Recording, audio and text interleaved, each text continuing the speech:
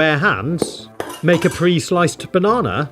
And how do you cut a hard-boiled egg like this? Stay tuned for amazing food hacks. You can make a really cool snack by chopping a hot dog sausage in half, then thread one of the halves onto a skewer, and using a small knife, sit it on the skewer at a slight angle, and rotate the sausage to make a nice spiral cut all the way down, like this. When you're done, stretch it out along the skewer. Next, take some pancake mix, and add a small amount of water so you can knead it into a bread-like dough.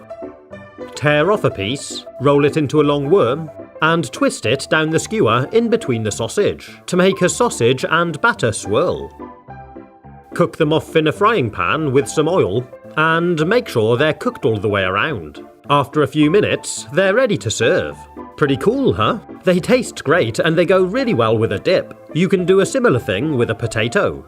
Slide it onto a skewer, place it onto a chopping board, and use a sharp knife to put a thin spiral cut all the way down to the end. Fan it out along the skewer, and place it onto a baking tray. Add a little cooking oil, and bake them in the oven. They go really well alongside a healthy meal, or to accompany a burger. You can use this apple coring and slicing gadget to make your own potato wedges. It's really quick and simple. Just place them on a baking tray, give them a light coating of oil, and dust over whatever spices you might like. Then bake them in the oven until they're cooked. If you're also serving pizzas, but find there's not enough space to fit them both in properly, chop them in half, and place them on an oven rack like this.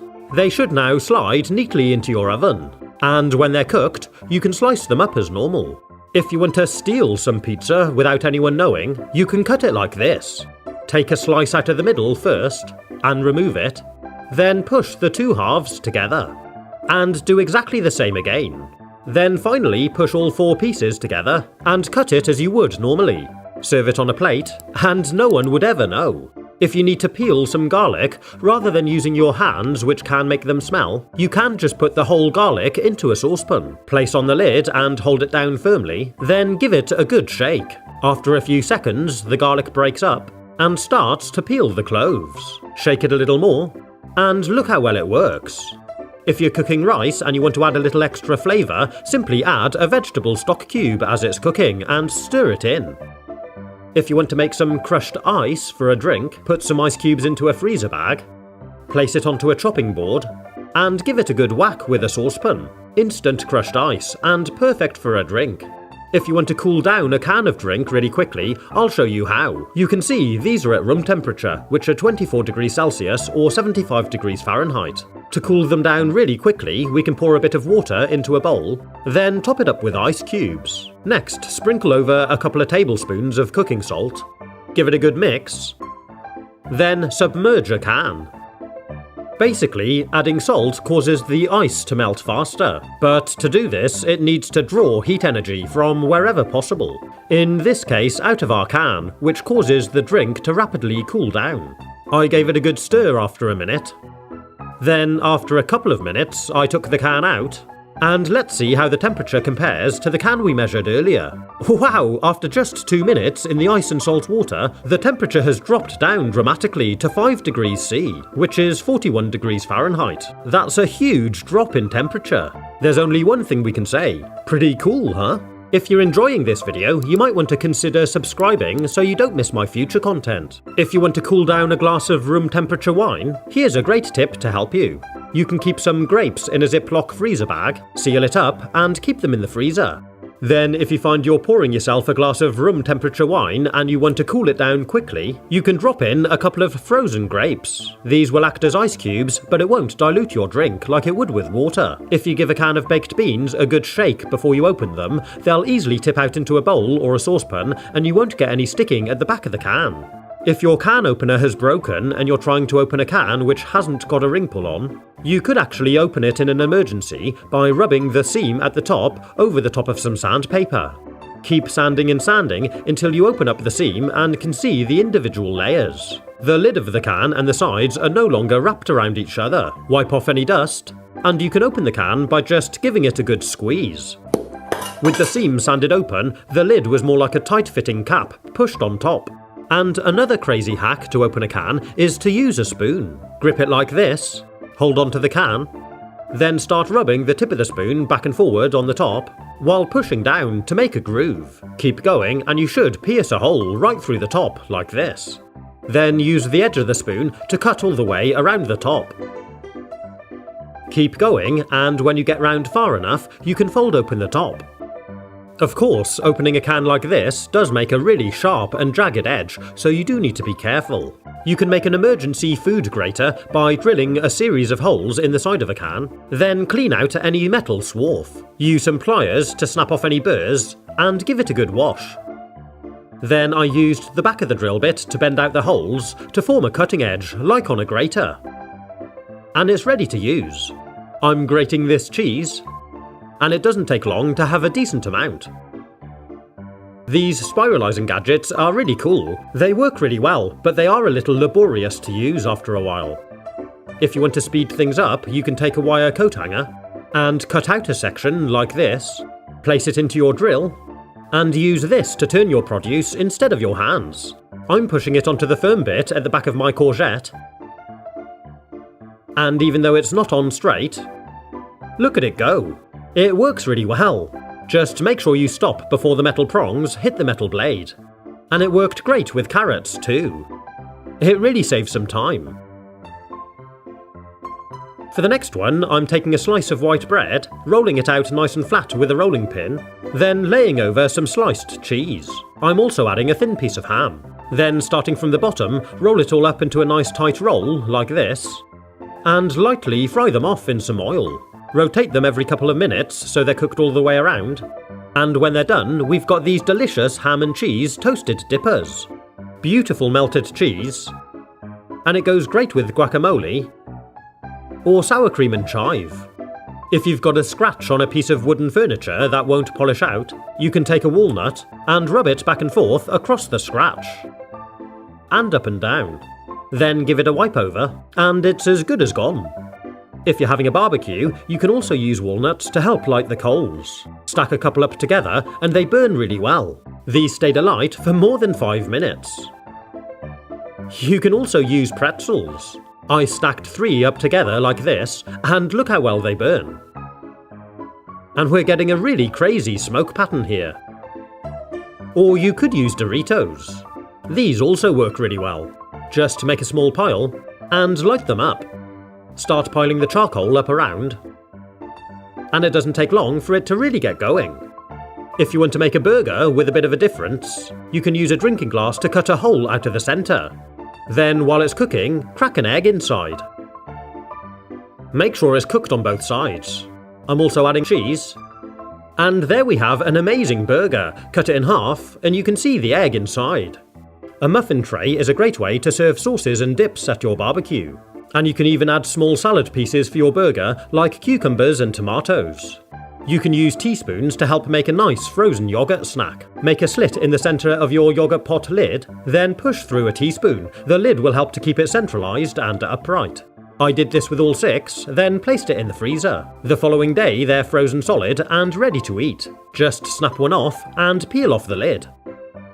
And you can put the rest back in the freezer for later. If you've got a pack of lollipop sticks, you can of course use these instead of teaspoons. I'm using them to make these mini ones. If you find your popsicle or lollipop starts melting before you finished it, which often happens with small children, you can take a cupcake paper, make a small slice in the bottom, and slide it over the stick to act as a drip tray and stop those sticky fingers. And you can also use it on the frozen yogurts we made earlier too. Next I'm going to show you how to make this amazing pre-sliced banana.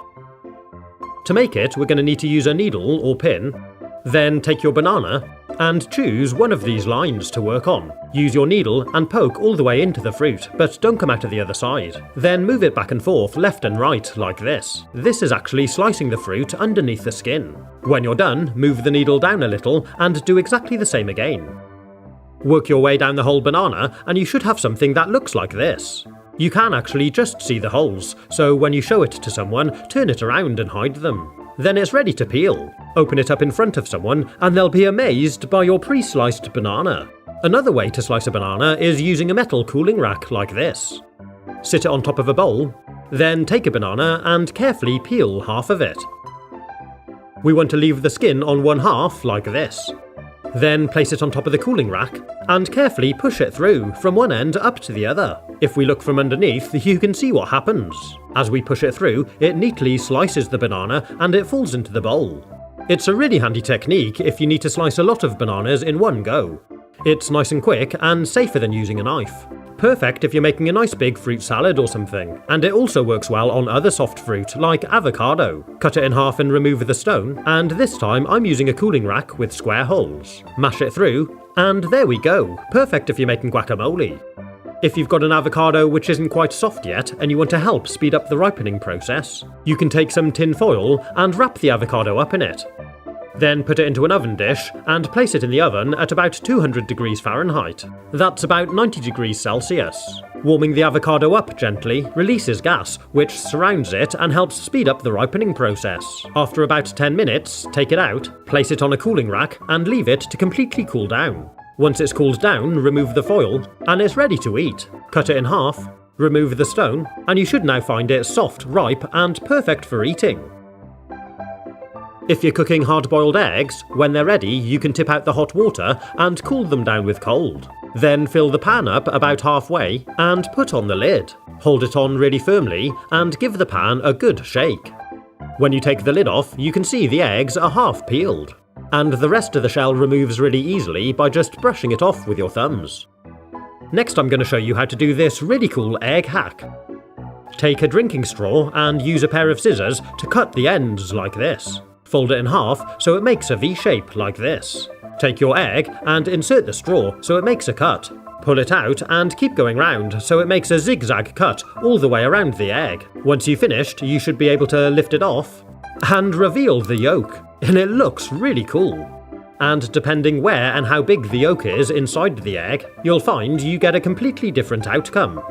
You can use a fruit juice container to make a heart-shaped egg. Peel a hard-boiled egg, then sit it on top of the fruit juice container that we cut out so it looks like this. Next, take a chopstick and use some elastic bands at each end to hold it in place. This is now pulling down and forming a dip at the top of the egg and a V shape at the bottom. Leave it to sit in the fridge for an hour or two, then undo it, and it looks like this. And when we cut it in half, you get this amazing heart-shaped egg. Perfect to serve up with a salad. If you want some fresh butter, but you didn't take it out of the fridge in time, it can be hard and really difficult to spread. It can just rip your bread and make a bit of a mess. If you try putting it in a microwave, you have to be very, very careful, or you might end up with just a big plate of fat like this. But what you can do is take a drinking glass, fill it with some really warm water, and let it stand for a minute to heat up the glass. Then empty it out and dry the glass, and place it upside down over the butter. Leave it there for a few minutes so the heat from the glass radiates around the butter and gently heats it up. And the butter should now be ready to spread. It picks up on the knife a lot easier, and although it's not quite perfect, it is a lot easier. If you're making some pastry but you haven't got a rolling pin, you can use a glass bottle instead. I've taken the label off and I'm giving it a dusting of flour to stop it from sticking. But it works really well. And a wine glass makes an excellent cookie cutter. And if you need to roll something to a thin, uniform thickness, you can use a couple of kebab skewers to help. Place your dough in the middle and roll it out like this. The skewers act as a spacer, giving you a beautiful, flat, uniform layer of dough.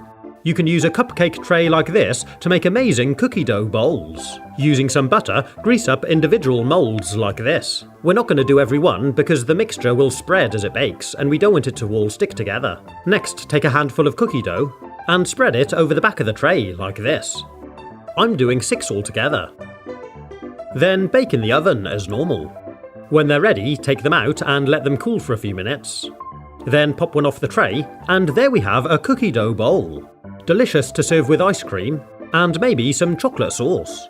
Now I'm going to show you a really cool trick for whipping cream. If you're pouring it into a bowl and using a whisk, it can take a really long time and it's difficult if you're doing small amounts. So instead, you can take a clean glass jar and pour the cream into there. Leave a bit of space at the top, and if you like, you can sweeten it with a spoon of sugar. Then screw the lid tightly onto the jar, and give it a good shake. Keep shaking and shaking and shaking, and after a few minutes you'll have made delicious, perfectly whipped cream. It tastes delicious, and is perfect for serving with your dessert, or even in a coffee. And because it's already in a screw-top jar, you can just put the lid on and store it in the fridge. You can make a really nice dessert by cutting the top off an apple, then use a spoon to hollow it out like this. Leave the side wall about a centimetre thick. Next I'm filling mine with some stewed apple which I made earlier, then finishing it with an oaty crumble topping. Place it on a baking tray, and I'm making 4 altogether. Then put them in the oven and leave them to bake. When they're ready, take them out, and we've got these amazing apple crumble apples. They go really well with ice cream or the cream we just whipped. If you're having a slice of dessert and you want to decorate it, you can use a vegetable peeler to make some beautiful chocolate shavings. Or take a slab of chocolate and, using a knife blade, carefully shave the back of the chocolate like this to make these beautiful delicate curls. Once you've made enough, you can sprinkle them over your dessert. If you want to see more amazing food hacks or kitchen gadgets, you can click on the links. Have fun, stay safe, and as always, thanks for watching.